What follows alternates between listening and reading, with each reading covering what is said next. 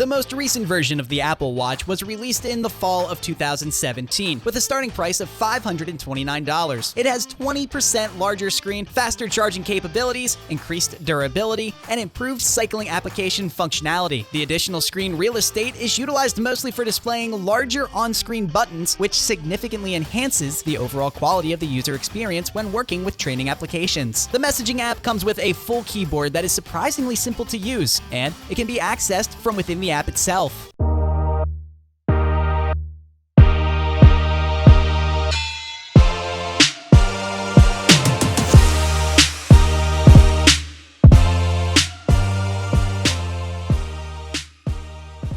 The Apple Watch Series 7 is one of the first Apple Watches to be developed specifically for cycling. It comes equipped with several really helpful features that make it simpler to use when riding a bicycle in comparison to earlier models. Because of its larger screen and enhanced sensor sensitivity, it is also capable of recording and delivering more useful information. Even though cycling was supported in the earlier models of the watch, the cycling feature never gave the impression that it was one of the watch's primary functions because the watch did not automatically recognize when you were cycling. Whereas the newest edition gives a specific focus on elements related to cycling. The Series 7 Apple Watch is the first Apple Watch to gain an IPX6 certification, which indicates that it's dust-sealed and water-resistant up to a depth of 50 meters. This increased durability is due to a crystal that is 50% thicker than previous models. The new and improved cycling features of the Series 7 will be most appealing to triathletes. These features include the ability to recognize when you have begun a ride, as well as the capacity to identify whether you have fallen while cycling. If you fail to start your watch before heading out for your workout, after a few minutes, the watch will inquire as to whether you are going on a ride and whether you would want to track it. The same thing happens when you are out participating in other activities, such as running or walking. Tracking your heart rate, the amount of elevation gained, the number of calories expended, the average speed, and the route that you traveled may be done while you are out on a bike ride or on a run. You can effortlessly synchronize your workouts with other platforms as well. The watch also monitors the heart rate continuously, giving a fairly more accurate picture of the heart rate quotient for the whole day. And in addition to that, it also records your resting heart rate, telling you your specific rest periods. The heart rate monitor may also check your blood oxygen level and perform ECG testing, which, while not directly related to fitness, are both extremely beneficial to any cyclist's health. Both tests are simple to perform and produce consistent results, but I can't say for sure how accurate they are because I don't have access to medical equipment. The Apple Watch, predictably,